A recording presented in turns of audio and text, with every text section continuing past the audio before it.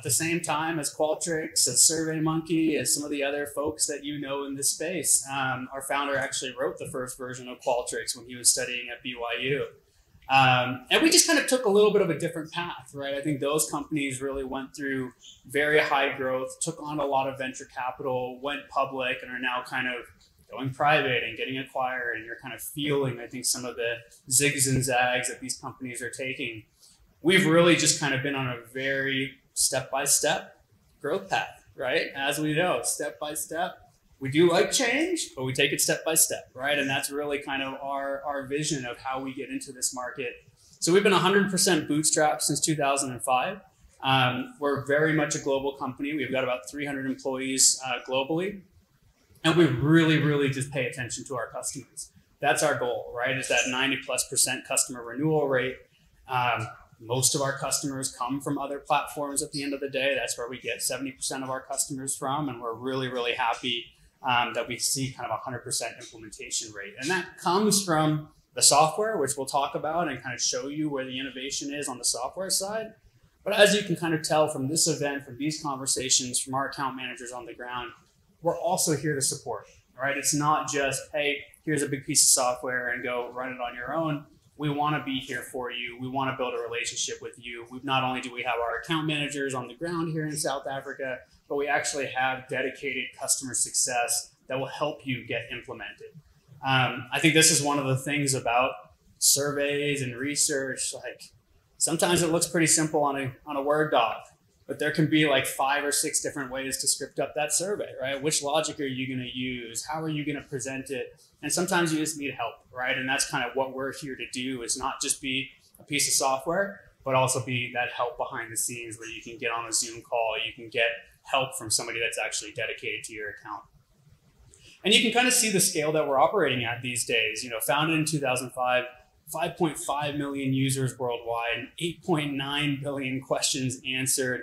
And you can see some of the clients that we have globally on the slide. But that really is the name of the game for us. It's global, right? We're born in the US, but we've always taken a global first approach. While a lot of our competitors don't really look at these global markets, we actually get excited by it. We think that this is where the real innovation is happening. And we know that these are core to every company, no matter where you are. We're not just selling to companies in Silicon Valley.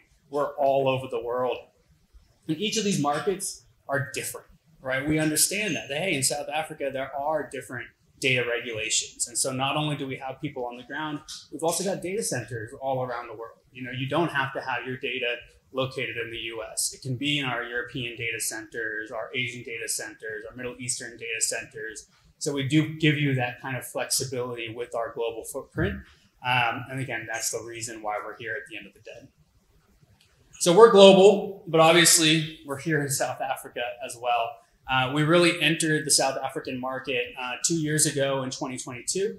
And we saw that we were really getting traction here. There's something special happening in South Africa where a lot of major enterprises are going through that digital transformation right now. And that's why we're here. We know that this is one of the biggest research markets in Africa. And we know that things are different here, right? That there is a localized aspect to what's happening in South Africa. And it's one of the reasons why we've made such a big investment in this country, in this market. So a few of our customers that are here in the room, obviously we've talked about, we don't have to go too deep into this, but you know, we are here. We know the landscape. We work with some of the biggest enterprises here. And as Mwande mentioned, partners are key, right? We also know that that's really key to coming into a market, is knowing who those players are that really understand the market and work really tightly with them to go to market in these different regions. So with that, let's get into some of the fun stuff that we're kind of rolling out and working on. One of the new features that we rolled out last year is called Instant Answers. This notion that, can I just get an answer to a question in like 30 minutes? You know, if I'm going into a pitch session or we're debating in a conference room, what does our market really think about this? Can I get something back really quickly? And so we kind of developed this product called Instant Answers. And we made it so light that it's actually a Slack integration. So if you use Slack, you put it in Slack. If you use Teams, you put it in Teams. And it's literally, you type in there /QuestionPro, you ask a question, it goes out to anywhere from 50 to 300 people, general population in the market that you're in, and you'll get an answer back. So it really helps you to kind of ideate and kind of innovate much quicker, whether it's, how do I phrase this question? Are we going down the right route? Can I maybe get some help from the market in terms of brainstorming? And Mwande obviously did such a good job with our product team that he was like, we need South Africa in the first launch. So there's 5 countries, I think, in there today. South Africa is one of them, the US, UK, Mexico, Germany. But we do have South Africa in there. So you can ask really quick questions and get data back. So we asked a question this morning. Sean put together a question for us. Not to get too political, but I think politics always shows some good real-time understanding of what's going on. And you'll see here, this morning we asked, after the recent State of the National Address, how confident are you in the government's ability to effectively implement the promises outlined in the address, addressing challenges such as economic issues, corruption, and social welfare? That went out to 300 people. Within a half an hour, we had this data back. And you can see, whether this was the result you expected or didn't expect, maybe there's actually more people that are confident than you would have thought. Maybe there's less people that are confident than you would have thought, but it gives you a steer really, really quickly as to what's happening in this market, and again, in other markets as well. So this is something where it's actually kind of unlimited. You can ask as many questions as you want. It's got to be single select or multiple choice, but it's kind of got to be pre-populated answer suggestions. We can't do open ends or anything like that in here today.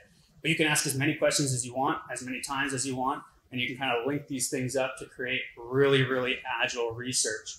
Obviously, we have our full kind of sample offering as well. So if you need something more specific than Gen Pop, national representation, obviously a full survey with logic and screen outs and dropouts, we can do that for you as well. But this is a really nice light way to start getting agile research and kind of insights back with your team if you're interested in something like this. So wanted to start with that. This is something, again, that we're kind of doing locally in South Africa, in addition to a few other regions that I thought would be worth mentioning today.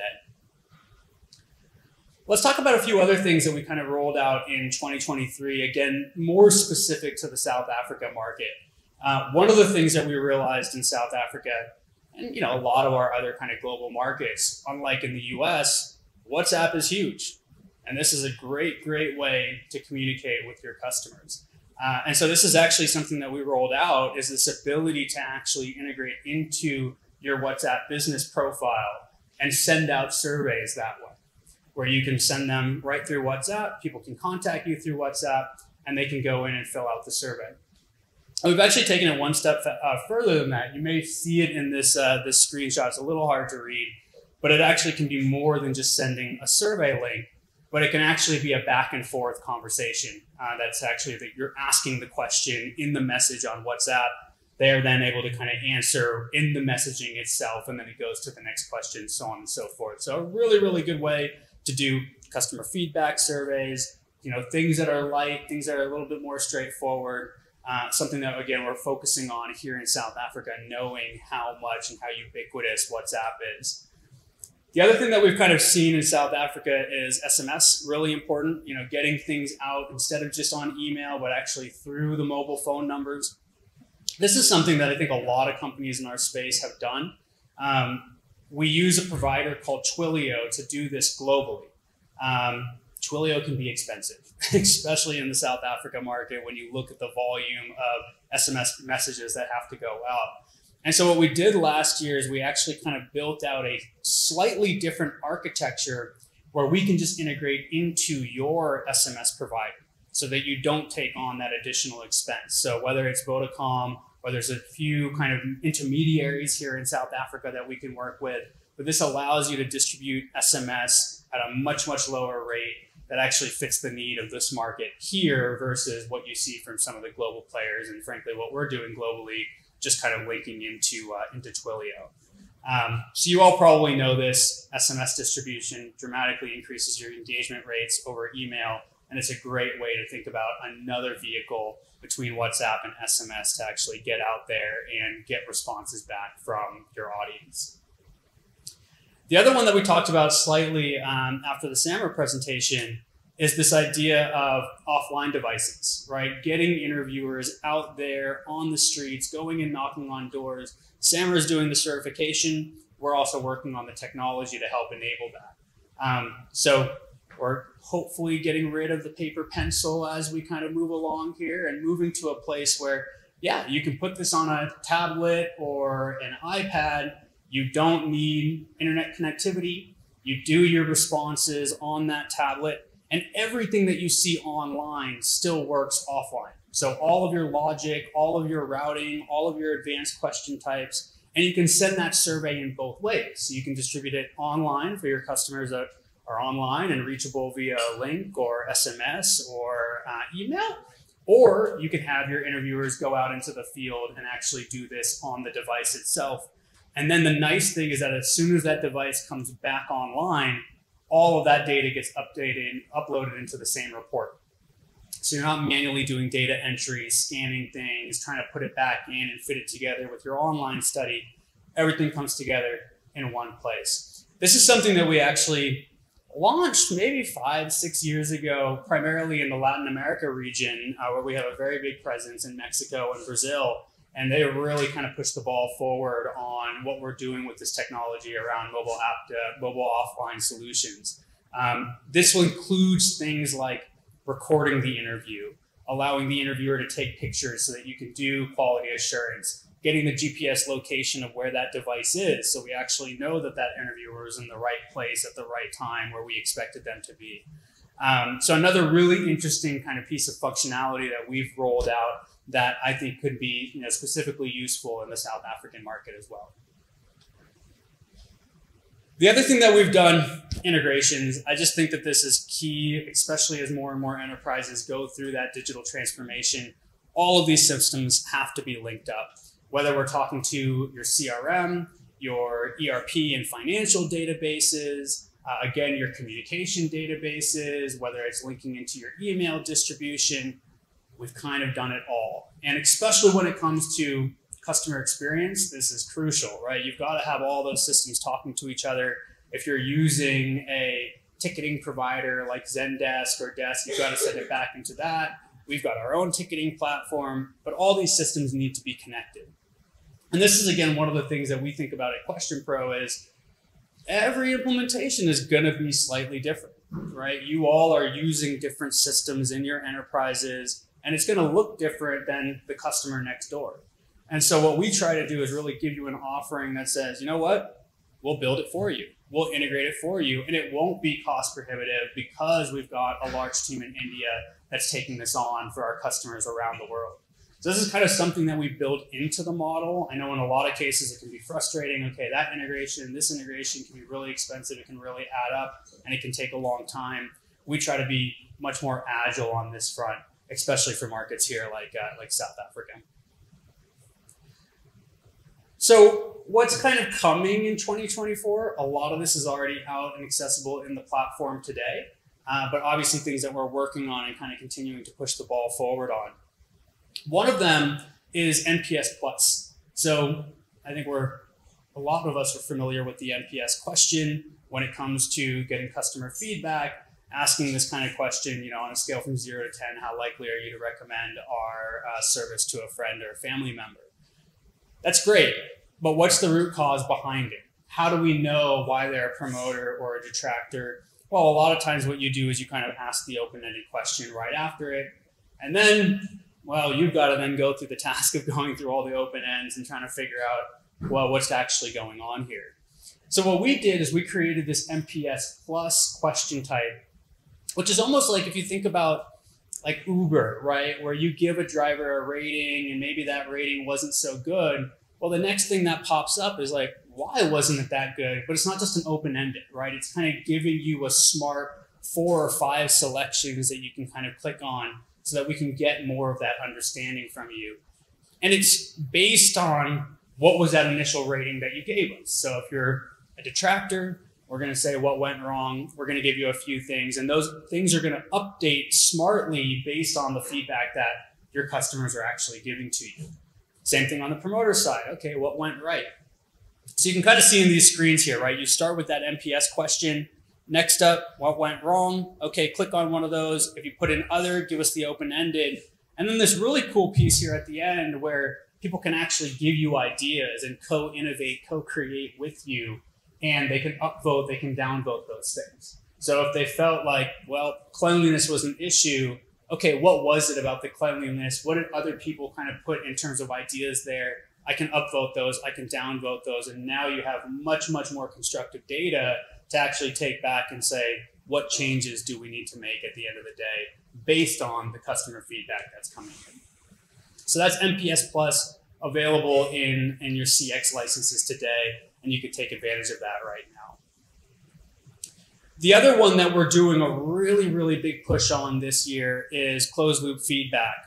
So as you get that feedback back from your customer satisfaction surveys, what do we do about it, right? I mean, if somebody had a really negative experience, okay, they gave us feedback and we're going to aggregate that data and look at the root cause and make some organizational changes, but that individual should probably also get a response. And so that's what this closed loop feedback ticketing system does, is that, yeah, it looks a little bit like Zendesk or Desk, or it can integrate into those tools. And what it's going to do is it's going to route those tickets to the right person so that you can actually tackle whatever problem it was that happened.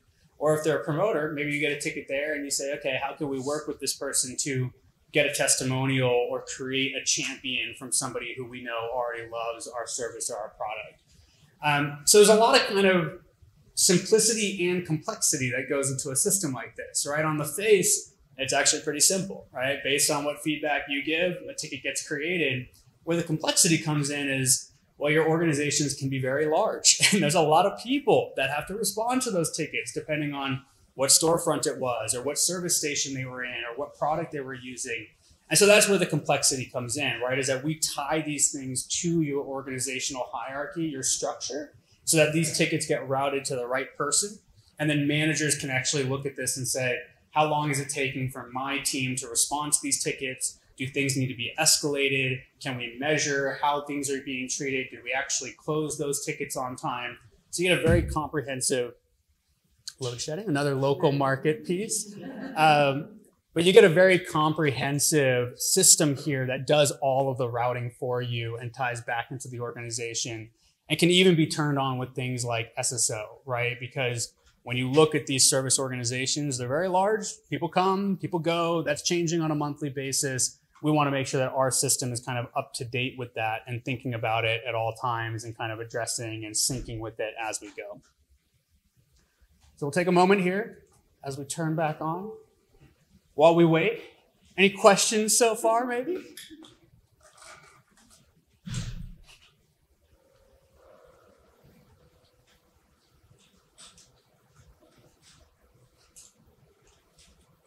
All right.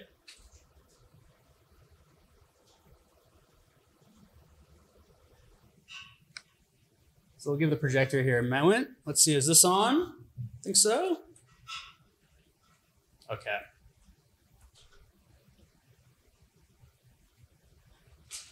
I think that will take a second to warm up. I think everybody can see the screens on the side. Yeah, perfect. All right.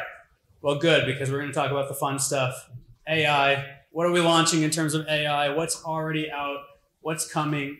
Again, as you know, some of the presenters have talked about, there is this kind of stress, I think, right now in the system around AI. Are our jobs going away? Is this going to replace everyone? Let's talk about some of the specific instances of where you can use AI today, where you can get it out of the platform. In all honesty, I think that this is all about speeding your team up. I don't think that we're in a place right now where tons of jobs are going to get lost. I think this is just going to give us more time to do more work, to brainstorm at a different level, to get richer insights from the data that we already have.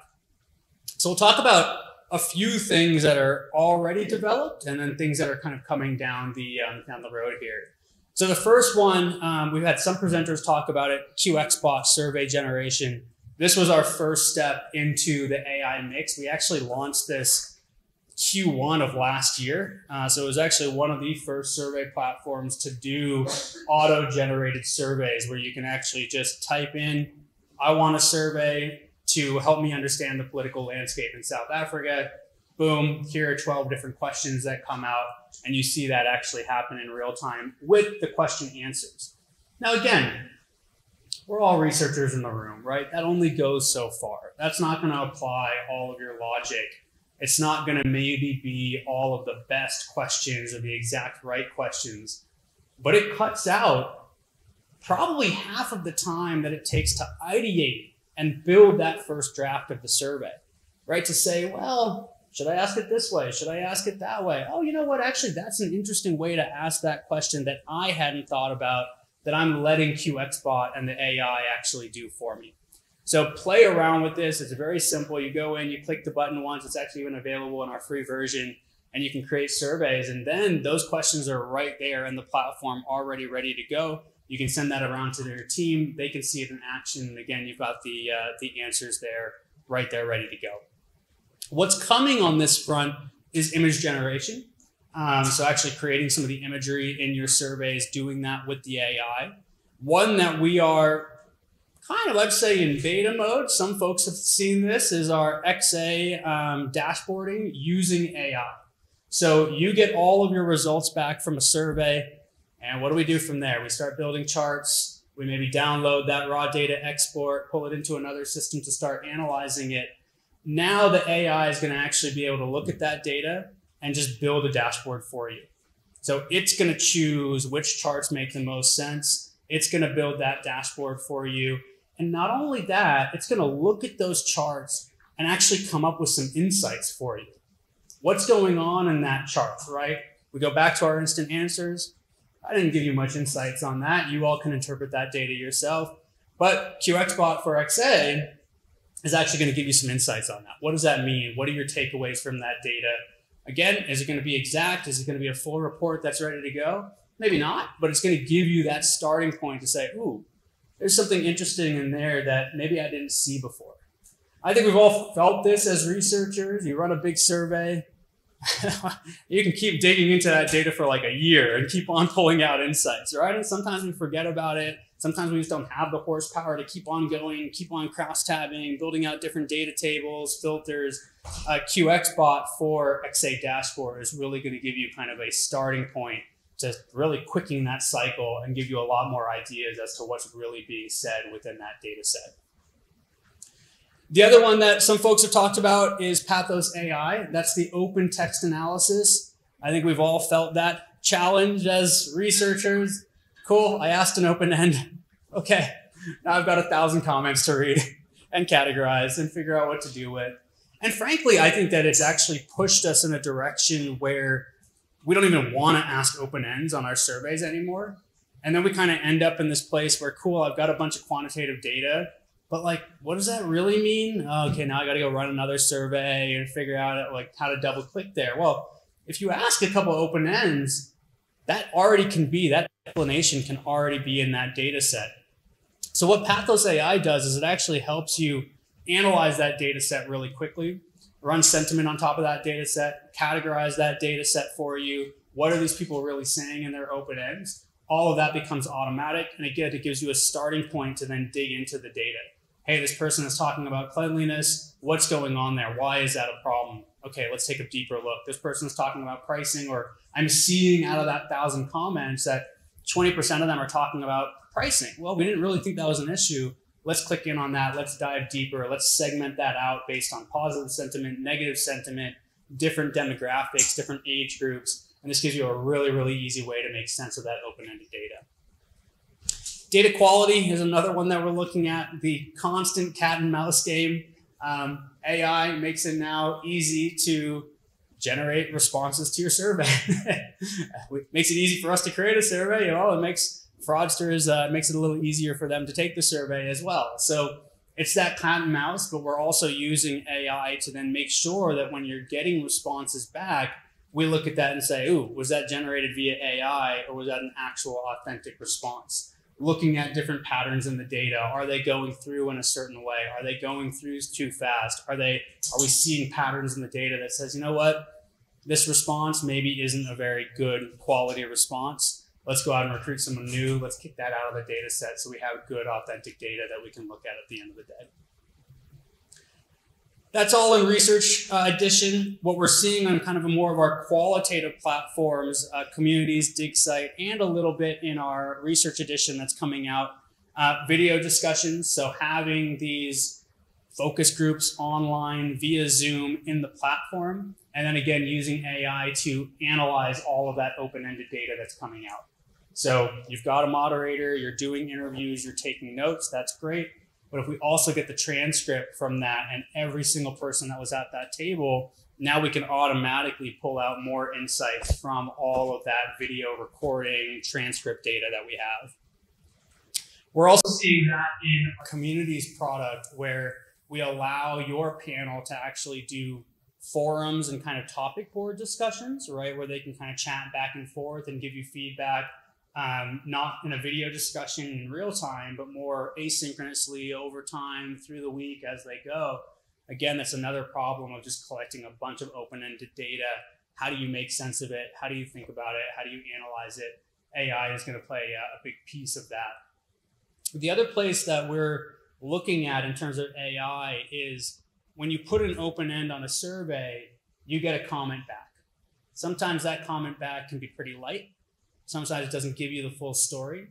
What we'll be launching later this year is actually a chat bot in that open-ended question where the AI will ask a follow-up question and then another follow-up question until we get to the root of what their response actually is. It's almost like a little mini interview back and forth on the survey itself to collect more and more insights from what that person originally said. You were dissatisfied because of cleanliness. Why? Tell me more about what you didn't find was clean. Okay, tell me a little bit more about where in the store you found that issue. And now all of a sudden, you didn't need an interviewer there. You can do this at scale, and you can get much, much richer data from that open-ended text that's coming in on the survey. And then finally, Insights Hub, which is a newer product of ours. This is what allows kind of a knowledge management repository. So we all run studies, and they all come with a PDF, and we put those PDFs somewhere, and then 2 years later, somebody requests the same study, and we kind of run it again, and we didn't go back to the first one. How do we create a space where all of these things just provide an easily searchable knowledge database that people can come to? That's what Insights Hub is for. Now, the challenge with Insights Hub is similar to SharePoint or Notion or any of these products. You've kind of got to go in and figure out, okay, what are the highlights? What are the tags? How do I make this searchable so that I can open this up to my larger organization and they can actually find the insights that they need? Well, this is another place where AI is going to be a huge, huge help because that AI can then look at your reports. It can look at your data. It can pull out the storylines. It can pull out the insights. It can make it searchable. And then you provide that to your organization. And anytime they've got a question, what do millennials think about this? I've probably already got some data and some insights on that from a study that we ran last year that you can go in and search on. Now, the question always is, well, where's that data going? We do have this siloed so that your data is not being shared in a large language model. So we do partition it, right? So obviously you're spending a lot of time, money, effort, and resources creating sensitive data and research. We make sure that that's just yours, that it's not going back into the model and the model is learning on that, but the model is kind of keeping that to yourself, keeping it onto your servers, and then giving you a way to quickly search and analyze that as we go. So lots of exciting things here to come in terms of AI. Again, hopefully we'll make your jobs easier, but I think the real point here is that it allows you to go deeper. It allows you to tell more stories, collect more insights, and speed up the process that a lot of you are already spending time doing on a day-to-day basis. So let's take a look at a few of these. Again, some of these are already out. Pathos AI is in the system today. So when you go to your reporting screen and go to text analysis, you'll actually see that any of the open ends in your survey, you can analyze with Pathos AI. And that will automatically categorize your text. It'll pull it out into sentiment, and it'll give you a really easy way to drill down. So you can say, okay, what's going on in that category? What's going on with that sentiment? And the beautiful thing here is that you can apply all of your filters on top of this as well. So I only want to see what this gender, this age group, people in this location thought in their open ends. Okay, I can pull that out and see that through Pathos AI really easily, really quickly. XDay dashboard, we talked about this idea that, hey, we can just now create an entire dashboard in a single click using the AI. So this dashboard that you're seeing here, we just took a survey, pressed the button, and it came up with this dashboard, right? It picked the right chart for each question based on its understanding of the question, based on the types of answer options that were there. And as you drill in on those, it'll actually give you the insights within those. So this is another one that's kind of in beta right now, but it's available to everybody that's using the system. You just go to xa.questionpro.com, log in with your same credentials. You'll be able to pull that data from your survey. And then you can build the dashboard yourself, or you can just have the AI do it. Now, again, in all of this, today the AI really isn't replacing the researcher. It's giving you a head start. And that's the whole point of the system, is that, well, maybe this isn't completely downloadable and ready to go, but it's done half the work for you. And now you can just kind of make some small tweaks to the charts or move them around or tell the story that you want without going through all of that initial legwork of creating these charts one by one, putting together a PowerPoint slide. This can really help with a lot of that work. So check this out, play around with it. Another really, really cool innovation that's coming out from QuestionPro, and I think will only get better as we go through the year. And then lastly, I do want to talk a little bit about audience services. This has been around for a long time. It's not necessarily AI based, but it's something that we do that a lot of people don't know about, is that, well, when you create a survey, you got to find people to respond to the survey. So we actually have a panel of 22 million people globally. We actually work with a lot of the panel providers that you may already work with as well. So we've actually developed partnerships with them. We buy in bulk, which means that we can actually get prices down to sometimes cheaper than what they're able to offer you. But we've gone even further than that to actually negotiate all of the data quality into that arrangement. So we will replace any bad responses for you free of charge. Just let us know it's a bad response. We'll go back out and we'll replace that for you. You don't have to tell us why. We also give you all the tools to recognize that it's a bad response. So we talked a little bit about the AI data quality, but we've got other flags that are turned on in the system, things like speeders or liners or gibberish text and open ends. That'll get automatically detected. You can throw out those responses and we'll replace them for you for free. The other cool thing here is, you know, this idea of kind of building in an attention check into a survey itself.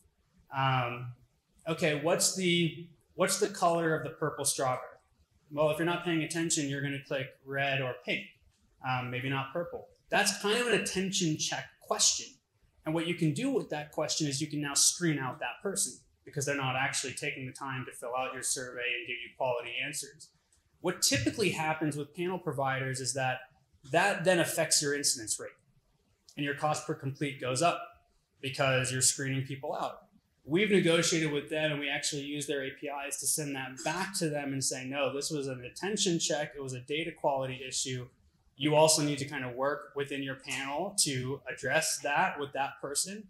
But this is not going to affect your incidence rate. It's not going to affect your pricing. It's been terminated. You actually don't even need to tell us that's a bad response. It's just automatically not going to count as a complete. And we're going to keep on pushing for that complete itself.